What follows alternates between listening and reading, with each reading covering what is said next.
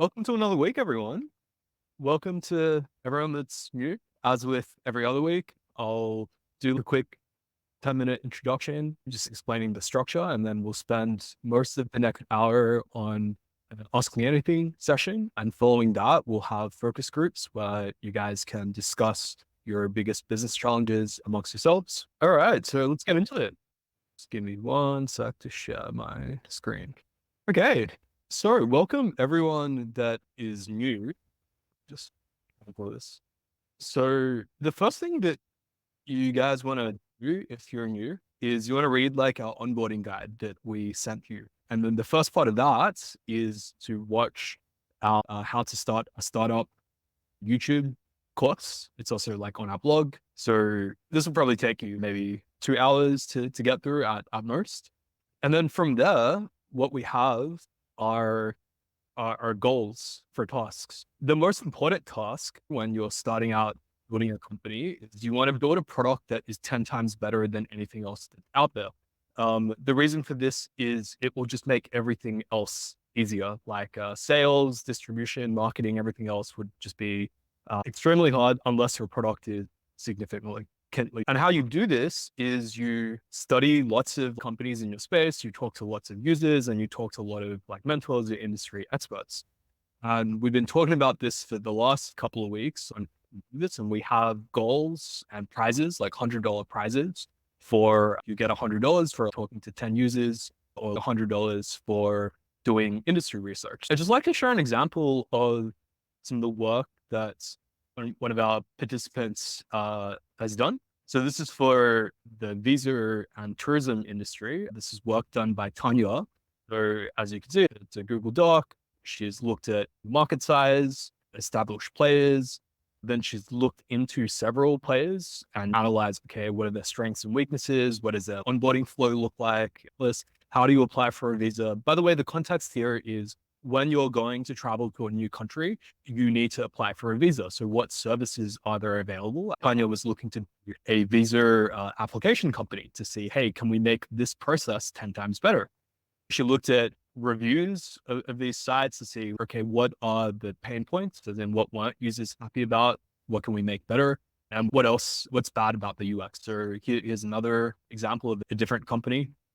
And then if we keep going down, there's pricing, there's also user interviews. I believe she interviewed people who are about to go travel about what their experience was like using visa agents. And then she noted what was good, what was bad. This is a really good example of the process. And all this was done in a week, by the way. This is a really good example of the process of what do you need to go through to become an expert in an industry and to make a product that is substantially differentiated and better.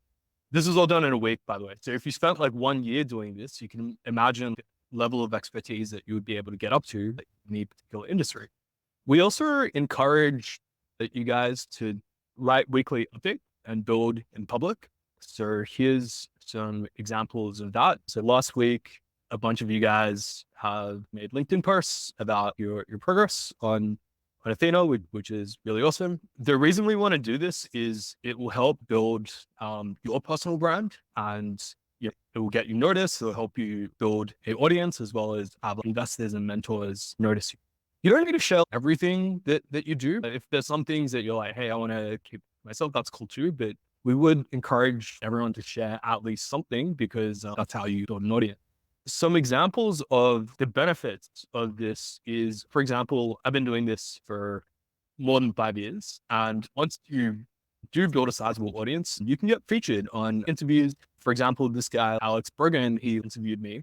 And as you see, it got 400 likes. And this guy, he has 200,000 followers. So there's quite a bit of reach there to tens of thousands, if not hundreds of thousands of people. All right. So the second part, for those of you that are a bit more advanced, that already have a good idea of what you're building, is you want to validate your business. This is part of our startup course as well, but I'll just do a quick review. You really want to ask yourself before you start building things, how can I test that my assumptions and my product is actually 10 times better to users, that it's actually going to be valuable to users? So the easy way to do this is, hey, can I sell this to users before I build the product? Can I sell the users via a PowerPoint presentation and close some prepayments? If not, can I get them to at least sign up to the waiting list? Or you can provide the service manually. For example, Zenbit, which is a unicorn payroll payments company, provided the payroll service by manually doing the payroll submission before they built out an API to do it, because that way they could get customers more quickly and they could test that payroll is actually a valuable service to businesses in Indonesia, which is where they operate. And yeah, you pretty much want to de-risk and save developer time. You want to just do as little building as possible until you validate that what I'm building is actually useful. So we could talk about this more when we go into the Ask Me Anything session. If you guys want to give your businesses as case studies, we can talk about how to validate. And finally, the last stage, after you validated, hey, I have a 10x better product, the feedback from the users, then it's about growth. In order to grow, the process is pretty simple. The same thing as for a product. You basically just study how your competitors are growing in terms of their sales and marketing channel. For example, for sales, you just pretend to be a different company, or you just use your personal email, sign up for all your competitors' products, the sales calls, steal their sales collateral and combine the best parts and use it for yourself. Same with marketing. You just study your competitors' marketing through different tools like SEMrush for SEO and SEM, or the Facebook ad library for paid ads. That's a high level overview of what we want to be doing in terms of process. And from here, I think we can go to the Ask Me Anything. So let me just bring up the slide for that. Hello, Mr. Rob. Yes. Rishi, do you mind bringing up the slides for that? Because I just want to see everyone's faces, so I'm not like screen sharing. But yeah, we'll just go to what is the biggest business challenge that you're currently facing, and we can help you like workshop that together. So we'll probably take the questions in chat and on Discord first. Do we have any pre-written ones, Rishi, or? Nothing for this week. I guess we just open up for the crowd. So yeah, put your hand up if you want to workshop like a challenge or ask a question. Yep. Let's see where we at. Yep. I think Aryan was first. I'm here, Rob. So my question is pretty simple. I don't want to go into explaining my business again. It's basically an academy-based business to streamline the sports industry in India. So we're using, bookings mechanism to book coaches, and we also provide value to our venues. And also, my question is pretty simple at the moment: is that how can I build systems within my business so that I, as a founder, can focus more on the growth rather than the day-to-day aspect? Because what at the moment has been happening is that for the past few weeks, I've been stuck in a rut of keeping up with the flow of the business rather than focusing on the growth and development of other aspects of the business. What things are you finding is taking up most of the time? Just regular day-to-day activities where it comes to contract building with coaches, and we work with schools as well, schools and universities. So contract building and keeping up with them. Relationship building is one aspect. Since we have been running for over a year now, we have hit a contract renewal phase because it's the yearly contract that we have. So all those things. And then let's say that keeping up with tech of company website, because at the moment team is pretty lean because we are bootstrapped. So in those aspects, we are stuck. And also with marketing, we are not able to create the correct marketing funnels and channels to basically get the correct, the return on the ROAS basically. So we're getting stuck at those places, and I have to do the mundane repetitive tasks rather than focusing on reaching out to new clients or reaching out to new businesses to basically expand our centers or go across the nation or something like that. No, I feel you. Like I'm still doing mundane and repetitive tasks right now. Like I was just doing like QA for Immersive today for our new product one for Contact Out. I would say for my own journey, once I felt like there was enough work on a particular role, I would look to hire someone for that role, but then I wouldn't immediately delegate everything to them. I would work alongside them maybe for the first 3 months, where we would work together on a role like customer success or relationship building with the coaches, as you mentioned. And then I would only step away when I'm like, hey, okay, this new person that I've onboarded, I'm confident that they can do the task up to maybe like a 70, 80% proficient. They're going to do it a bit differently from you. I'm like famously impatient and have like kind of way too high expectations. some of my colleagues may know. But yeah, I think learning patience was a big one for me. And then I like moved on to learning about new field. I felt like with most new field, I had to learn it myself. So for example, you mentioned marketing. For me, it was like, okay, building out like the data product first at Contact Out. And then I was like, okay, now I need to go figure out to Europe. I did it myself until I was like, okay, I know what like good looked like. And then I bought somebody and worked alongside with them for 3 months and then moved on to the next. Constantly solving problem. But as soon as you figure something out, you're like, okay, I generally know what the playbook looks like here, then hire someone to work with you for 3 months and move on to the next problem. Let's say that we have done the hiring bit. So how do we keep checks in place so that we know that everything is running smoothly and I don't have to jump back into that previous role where we hired? Yeah. So I like to just do all my meetings on one day, on the Monday, where I don't do one-on-ones. We have several product groups. We have the growth group and the group for Athena. Everyone will write their goals on a weekly basis on what did I achieve? What am I doing next? What are my challenges? Generally, everybody on the team will have some North Star metrics. One most important goal they need to hit. Like sometimes it's a metric, sometimes it's not. And you can just judge based on that. So everybody will write up their update. And then when we go into the meeting, we discuss and people will talk for, I don't know, like 5 minutes or three each. And then we'll troubleshoot and we'll solve challenges just like we're doing right now. For Contact Out, we have about 50 people on our team and it's manageable. I think for a smaller team, it'll be even more manageable. Okay, so just one last bit. So for your hiring, did you go bottom up or from bottom down? Did you hire your executive first or did you hire the employees, the team first? I think it would be best to target folks with about, let's say 1 year to maybe 2 to 4 years, or let's say even 1 to 6 years, between 1 to 6 years experience in the particular discipline that you're looking to fill, whether it's marketing or product or engineering, etc. I wouldn't hire managers. I would hire individual contributors who are executing, because managers, like, they're no longer executing. And like generally there's been more of a consensus these days, even with Mark Zuckerberg, right, at Facebook, where he basically told all the middle managers to go back to coding or they're getting fired. So yeah, I really don't think you need too much management. Just focus on like individual contributors. Usually the one, like, 2 to 4 years experience is best, because more senior than that, people get bored. They want to do new things, but having no experience, you can train them, which is hard as well. Awesome. All right. Thanks so much. Next up, we have Emmanuel. Hello, good afternoon. Can you hear me? Please confirm that you can hear me.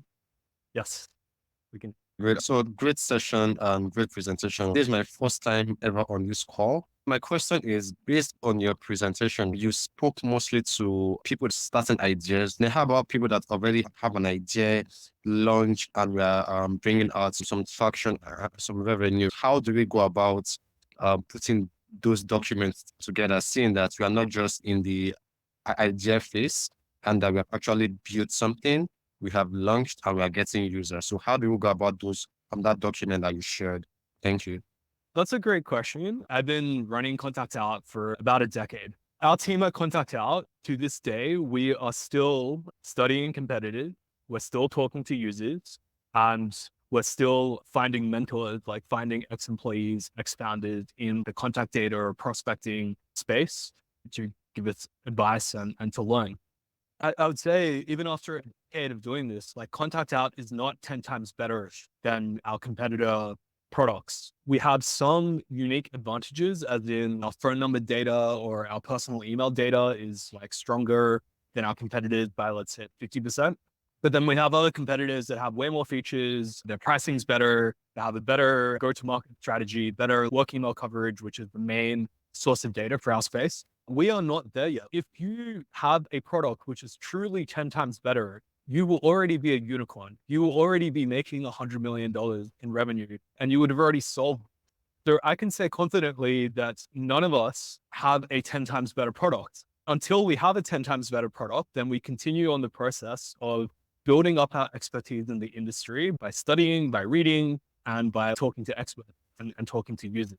It almost doesn't matter where each of us are in the process, unless you're making $100 million already. So you focus on make your product 10 times better. If you have launched or you've already built a product and you're looking at growth phase, you can spend more time looking at growth as well and study how are your competitors growing? What channels are they using? doing the sales, doing marketing. You can consume some of our like growth resources. If you go to our startup curriculum, you jump down to the growth section, there's a lot of growth resources there that you can look at. How can I access these documents and start the process based on the screen you shared on your own? Yep. Rishi, could you post onboarding guides and the startup curriculum just in the chat? The startup curriculum is on our website. If you go to athena.vc and you're into the menu, it's the startup curriculum. The onboarding guide, I think all of you should have got via email. If not, we're going to put that on a private link on the website as well, which we'll send to everyone. I think it's already pinned on. Thank you. Cool. I think next up we have an Enzi. Is it? Fantastic. Right. Good afternoon, everyone. Thanks for being here. So my question, most of the questions I wanted to ask, I think Emmanuel has asked them. But just for some clarification, I want to know if this is the founders program, right? That's my first app, right? The second app is the duration 12 months, the founders program. Could you repeat your first question? If you wouldn't mind holding your microphone a little bit closer, it's a little difficult to hear. Okay, can you hear me now? Yep. Okay, so my question is, I wanted to know if this is the founders program, like the 12-month program, right? This program we're in now. That's what I wanted to know. So the program is ongoing in terms of you join this community and we're just going to be doing this every week. We say, hey, it's a 12-month program. Really, it's a 10-year program because that's how long the show can take you to build a business. We have a separate program called the residency, which is you'll be eligible for that once you've completed all the goals of talking to users, studying competitors, and talking to mentors. Then we have a program like a residency that runs for 12 months where we will fund up to $20,000 for a portion of equity in your business. We might keep this to just business challenges. And then for program questions, you guys can ping Rishi or Muskan on WhatsApp. Cool. I think next up we have Matrix. Okay. We have Tarun. Hi Rob, my name is Tarun and I'm running a startup that deals in fitness industry. So we are a one-stop solution for all yoga needs. And Rob, currently I'm handling all the things, including social media marketing. I have built the best site. Currently, we are getting a little bit traction. We are generating sales. It's been 2 months. So my question is here that when should we go and look out for funding? See, I have saved money, but I think we have a runway of 3 to 4 months from here on right now, Rob. So what should I do right now? Should I go and look out for funding? That is like haunting me, Rob. Tell me a bit more about your business. Okay, we are dealing in product. We are making yoga product, yoga mats and yoga accessories. And we are also providing services to the customer. So we are also dealing in yoga classes. Now the problem is we are getting traction. For example, if we talk about products from other platforms like Amazon, Flipkart, we are getting on a daily basis 3 to 4 orders, including all the platforms, including my website as well. But with this traction, I don't think we will be able to run for the next 3 to 4 months. Currently, I'm not able to understand what should I do right now. I think you should pitch for funding if you have a clear idea of why is your product or service like 10 times better than the alternatives. Because investors are really looking for can just dominate the market and be like a multi-billion-dollar company, which really like the only way to do that is if your product is 10 times better. So would you have a clear like answer to that? Yeah, I'm adding to this particular question only. Do founders, do investors invest in early the startup like if they are getting a little bit traction also? If we talk about in last 2 months, I did a sales of I think less than 1 lakh in Indian currency. If we talk about Rob, Your traction doesn't matter if you are unable to communicate clearly why your product is 10 times better than the alternatives. Because let's say you get traction, but you're running like a restaurant or you're running like an accounting firm or you're selling a generic e-commerce product where there's 10 other products or hundreds of other similar products. Those are not typically venture scale businesses in that if you're not 10 times better, you're not going to dominate the entire market. So if you have a clear thesis of, okay, this is why our product is 10 times better. For example, I don't know, when ride sharing came out, like when Uber or when Ola came out, before people had to hail a cab and find one on the street. And now I can find one on my application. And that's clearly a 10 times better experience. So it needs to be a unique experience or 10 times better than the previous experience. And that is more important than the traction that you have, which is why I kept stressing, study everything that's out there that is currently solving the problem. So if it's yoga or personal wellness, study 100 personal wellness companies. And then you'll have a really good angle of what can you do different?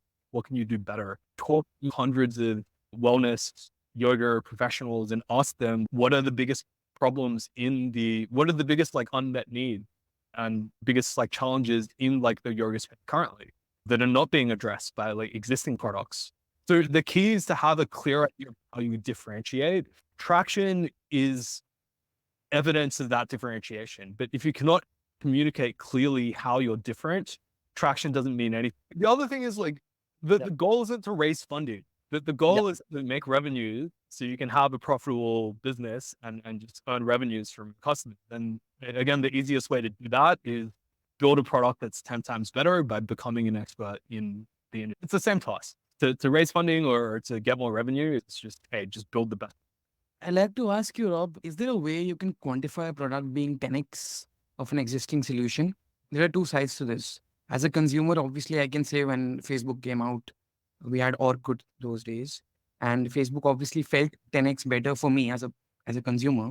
But let's say on paper, if I have to justify my product or my startup idea to be a 10x solution of anything in the market, how would you quantify that, or how would you write it down? What do you look at? Because obviously to the entrepreneur, it does always feel like your idea is a 10x solution.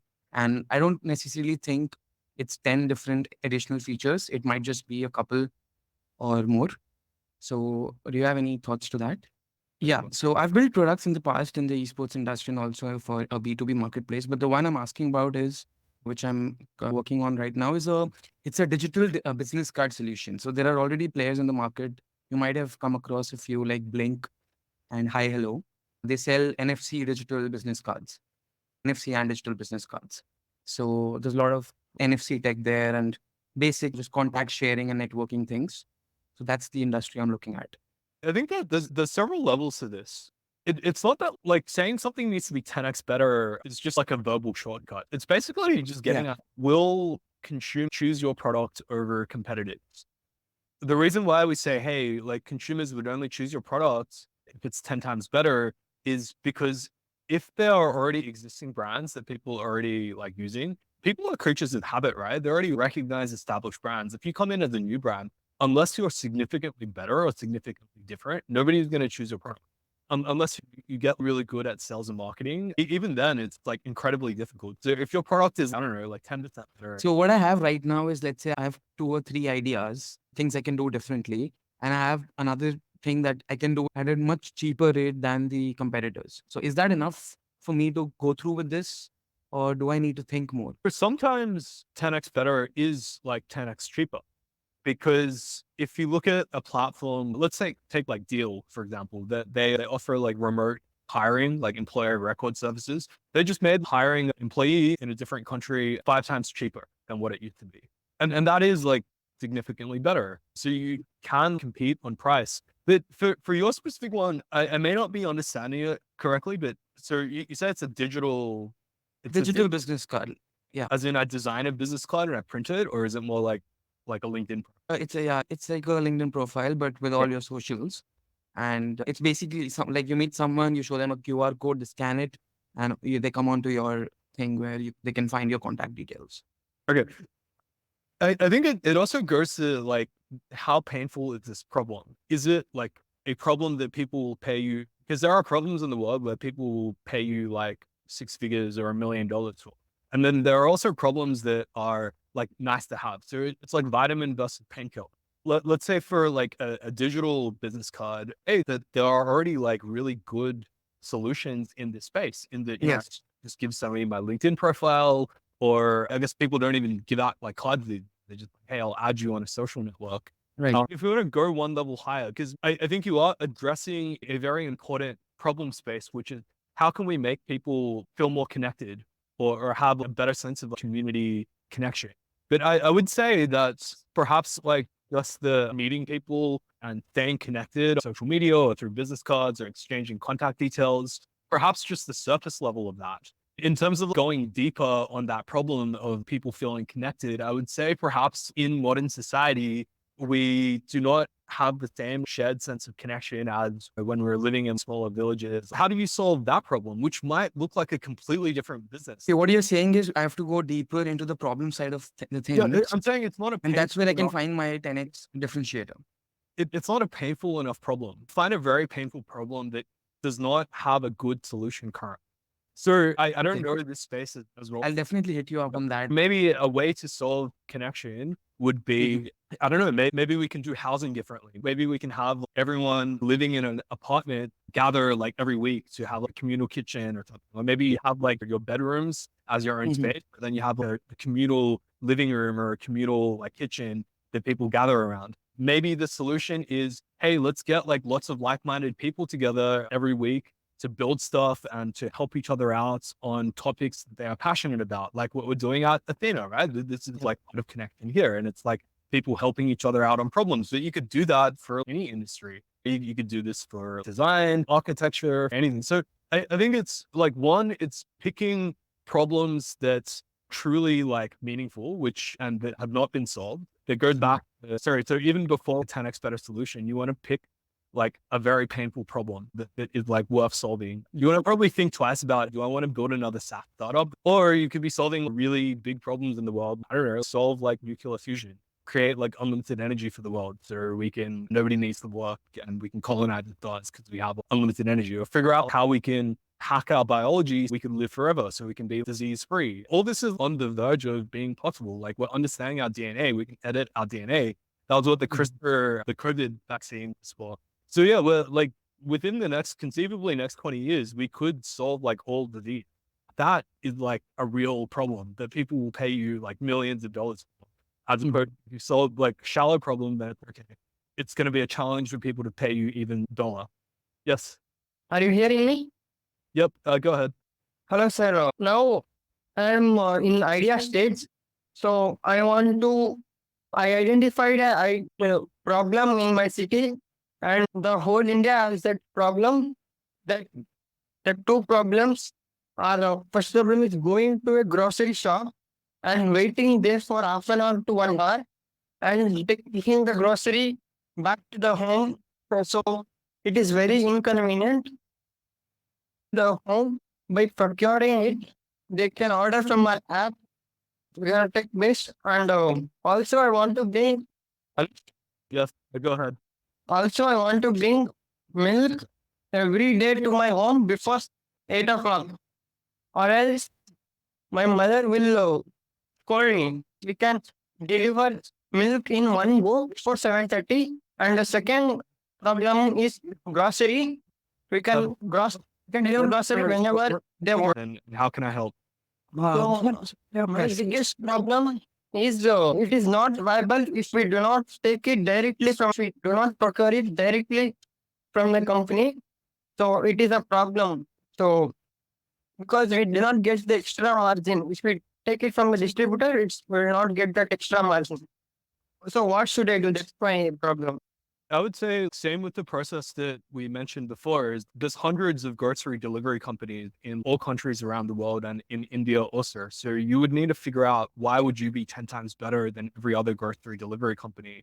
And you can start by studying all of them, talking to founders, especially the ones that have failed or that are no longer at the grocery delivery company, because they'll be more open to sharing advice. And then you can go from there to get some insights, solve specific problems such as, hey, how do I get a better profit margin? Because the people that have worked in the space will probably know more about that, and they would have faced similar problems and not have good answers to. Next up, Dream Twister. I guess that's not a real name. I'm a software engineer. I'm a solopreneur. My idea is focused on AI-based content creation. I've done basic research of the market competitors, and there are a few competitors, and their subscriptions range from $9 to $149. They are offering some additional services within the content creation industry as well. So I have a basic MVP ready. We only need a few improvements and to make it more viable for the users. I believe if we improve it, we can get at least $9 or $10. from them because it saves them a lot of time. Our target market is basically internationally, so anyone across the globe can use it. Let's say I have this MVP ready. We're providing them a web app. We're providing them the API interface as well, so they can get the content that created and they can display it on their own website in any way that they want. So it's highly flexible. We'll provide them with customization options as well. But the idea of the part where I'm stuck at is how exactly do I get the product to the customers? As you know, the only really way is marketing, and marketing is expensive. So it's an AI writing tool. What does it do? At the moment, we're focusing on blogging, but we'll also add additional features like help in research, emails, project descriptions, etc., etc. How's it better or different than other AI tools, or if I just use ChatGPT? So here's the thing. When you use ChatGPT and you ask it to create a blog on the same topic, you'll maybe get 2 to 3 variations, and after that, it's going to repeat you the same content. So when I created this and I was testing, I tried recreating the blog using the same topic, and it gave me a bit different content. So it's good in content creation. I've used a method for it, combined web scraping with Google search and the LLM. And I'm using a few methods to gather a lot of data on the same topic. And then we sanitize that data, find the useful data, and create a blog outline using the data, and then create the blog using that outline. So the content that I get is different each time. Yeah, that's a similar process I think that content creators currently go through in terms of maybe I would get a transcript for a YouTube video, maybe I'll get a transcript for a podcast, or maybe I'll go scrape a bunch of related articles and then I'll feed this to like ChatGPT, ask them to rewrite this article or like change its form to put out new content. So I think by shortcutting this, it does add some value by putting it all in one place.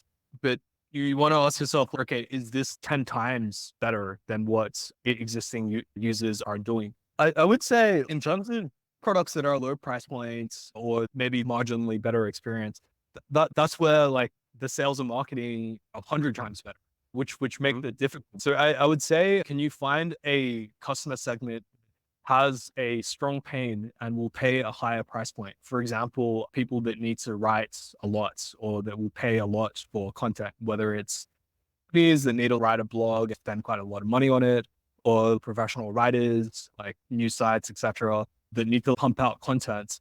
And I wouldn't even sell them anything at this point, but you just find those users where, okay, their budget for this sort of stuff is like in the thousands of dollars, and then just interview them.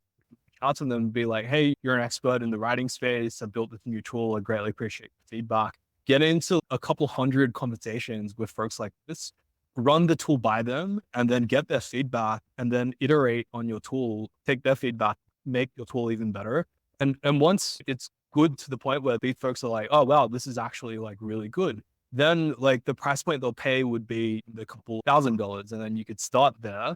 And then you can scale out to more broadly beyond that. I think when you have the low price point, you really need some very effective marketing strategy. For example, let's say that there was a tool, one of the other founders we spoke about with like e-business cards, right? So this guy, I think he charged like a $9 subscription as well. And it's basically just like a link that you put on your profile if you're a social media influencer. And then on that link, you can sell courses and you can have a digital checkout that you put on your profile. You need to have a really good distribution strategy, which was like, hey, if all the influencers put this on their site and then influencers have a massive audience and everybody will see the link, and then it helps the influencers as well because they can buy the influencer's product, then that scaled up massively and he built like a $26 million business out of that. But yeah, it's like when your product is like low price, then your marketing needs to be like amazing. You need to like do a lot of sort of viral marketing stuff, which is difficult to say the least. I would just focus on the power users and talk to them and interview them and get them to buy the product. Sure. So the idea is basically like this, where I'm going to start out with blogs and then I'm going to do iterations and add additional stuff for the customers. So what you're recommending is basically get feedback from the actual people who do blogging and such, and then we go to the marketing and such. So that would be one way to approach the problem if you want to stay working on the problem. But I would say the highest, like if we want to go really meta on this, the highest level of this is to say writing is a small writing. I would say writing is still not like the most painful problem in the world. If we look at, okay, what is the really painful problem behind writing? It's like, how do we help people digest new information? How do we help people find new things and learn? And really what that is about is like where the businesses make the most money there, search is Google. I think that the really big pain point that you could try to target, how do you build a better Google? Which really gets to like the heart of this, like how do you use AI to build a better Google? And there's lots of ways to approach this. For example, let's just take like in science, like Google Scholar is terrible because it's if Google returns websites but not web pages. So Google Scholar would only return you the scientific journal articles, but not they're like 100 pages each thing. So you don't know, does this actually answer my question? Does it not answer my question? And also like in terms of if I'm trying to like learn something when I like read an article, if I like go to Google gives me a list of articles, but sometimes when I'm like trying to find something, maybe a better way to approach it is not to give somebody the answer, but to rephrase the question. So imagine if there was a different way of Google where it will give you 20 other questions that you could have asked, as well as the answers for that. And it will look more like a mind map. Instead of a list of like 10 search results, it'll be like, here are like topics related to the question that you asked. And it's more of a mind map. And you can do that with some of this like LLM and AI technology and find the relationships between like different articles, different websites. But it will require a lot more work, obviously. You need to build a foundational model, train it on data and go from there. But these like problems, whilst they are seemingly hard, you will have 1,000x easier time raising money from investors. And if you spend like a decade on this, it will actually be easier than if you tried to build like a writing tool and there's 100 or 1,000 other writing tools out there that all have this problem of, okay, how do I get somebody to pay like $10? Where the problem you could be going after is, okay, like how do I get somebody or multiple people to pay me like hundreds of billions of dollars, like Google? Because you only need to succeed 1% of the way to doing that. And then you already have a multi-$100 billion business. All right, thanks. Just one more thing. Can I reach out to you again if I have any more questions about? Yeah. the- You can person WhatsApp as well as with everyone's like weekly updates that you post on LinkedIn. If you just mention Athena.vc or if you tag me, I'll respond to you on social media. All right, perfect. Okay, hi Ross. So we've been building an AI trading platform for the past 2 years, and it's almost completed and it's stable right now. And people have started buying. We have started generating some revenue. It's very little, but we have started. You mentioned it's an AI trading platform. What is an AI trading platform? Basically, it's in the stock market. Let's say you can select any instrument. If I give you an example of Apple, like you said, I want to trade in Apple. It completely generates a strategy. Whenever Apple goes up, it buys. When it goes down, it automatically short sells. So that is the thing we have built, and it's working quite fine now. People are actually buying it, and it's working, and everything is all good. But the thing is that from the past 2 years, we have spent most of our money bootstrapping it and all that. Now we don't have enough money for marketing. Okay, although we are doing marketing, we are thinking like, is it algorithms? No, it's not like algorithms. Algorithms, you have to build a lot of strategies and then do it. This is fairly simple for retailers and all that. Now we are thinking to raise investments, or what the name of the company, it's Ticket. So we are thinking of raising funds. Like what we can do is currently we have two options. One is that we can simply earn from this and we can do completely bootstrapped. And the second thing is that we can raise investment from investors. So these are the two options that we have now. So these are the two questions I have. The main thing is like currently we are thinking of raising investments. That's why I'm getting all the ads on Instagram and I'm searching VCs and angels on my own. So my question is that how did you get your first investor and what is the best way to find them, like through LinkedIn or through cold emails? What is the best way to find investors? And secondly, is it worth raising investments or should I go completely bootstrap? How many users have you spoken to and what users are you targeting? Are you targeting like retail investors or are you targeting like hedge funds and professionals? Currently, no, only retail investors. I'm not targeting big hedge funds. It's totally for the B2C market. We have a plan for that, but currently it's only for B2C, like the normal retail market. So Perfect. we have talked to the users, we have taken their feedback, and we have tried to build the platform as easy as possible, because previously we faced like the user were not able to use the platform like How many time. users would you have? Currently we launched a month ago and currently we have 600 users, How many are paying? 20 to 30. And How much are they paying? Currently we have put the price too much low. Let's say if I talk in dollars, then it's around $20 per month.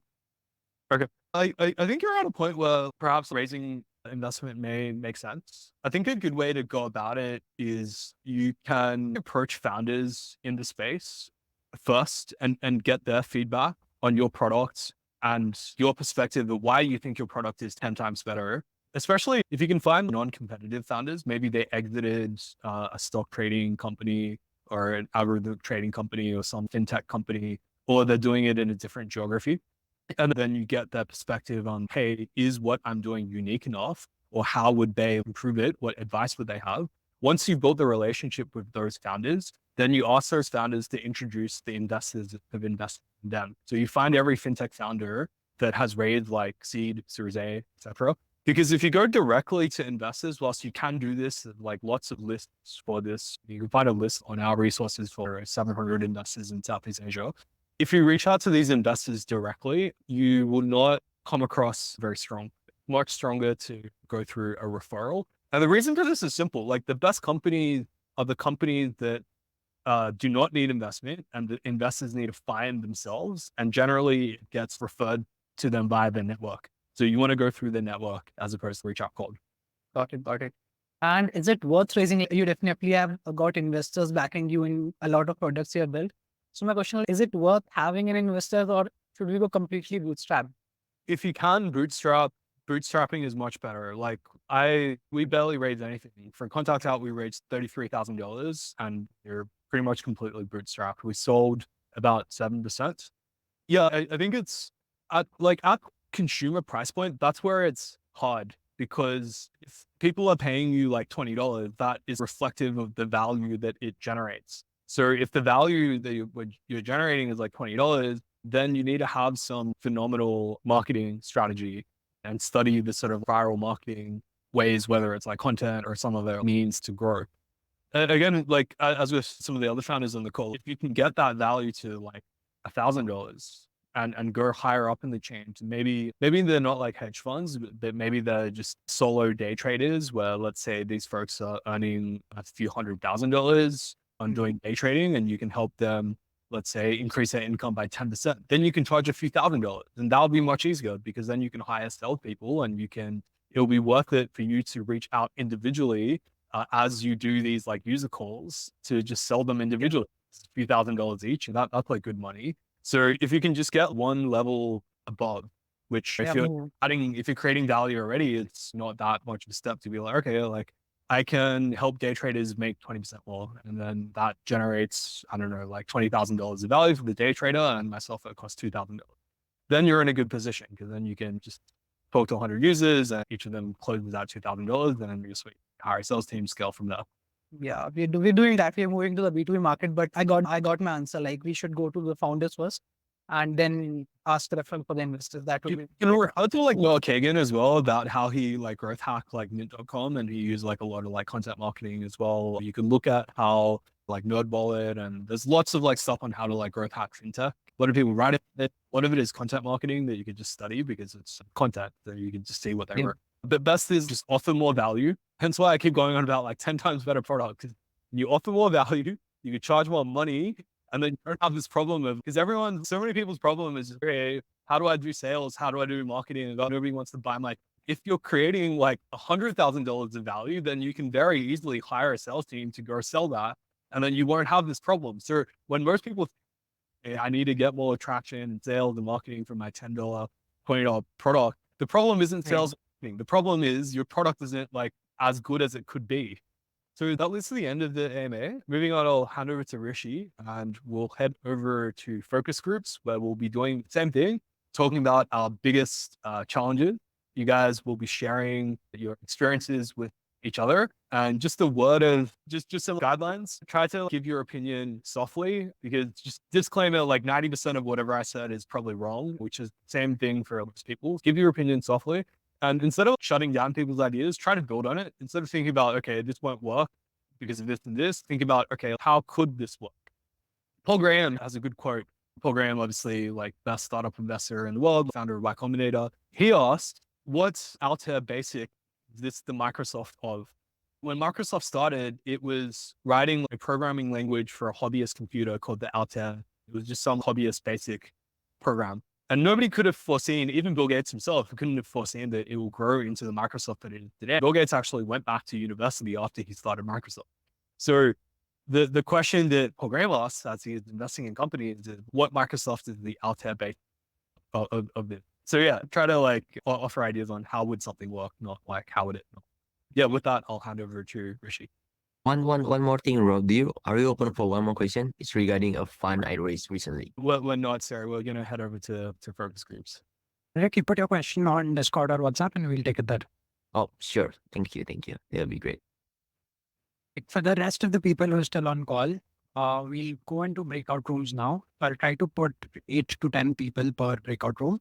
In case your rooms do not have all the members available, come back to the main room and try to reallocate you into a different room. The purpose of the focus group rooms are so that you can network with each other, talk about your learnings, talk about your challenges and your goals that you have for either this week or the coming weeks. Share all of that, and then we move on, come back after 40 minutes to the main room, and then quit the meeting. I think we have 50 minutes. Might be a cleaner structure. Cool. All right. Alright. You can have a 2-minute closing or something, but I want to just maximize the time for the focus group. Yeah, that's all I'm looking for. It's just some end guidelines. We'll come back 2-minute closing. Good. All right. So I'll be opening up the breakout rooms now. All of you should get a flash on your screen. Join that. And I'll try to jump in. We'll try to put in members from the team into each of the rooms so that we can help facilitate conversations. All right. Opening up the rooms in a second. Now, just click on the notification and you'll join your breakout rooms. For the Athena team, pick a room and you can join yourself.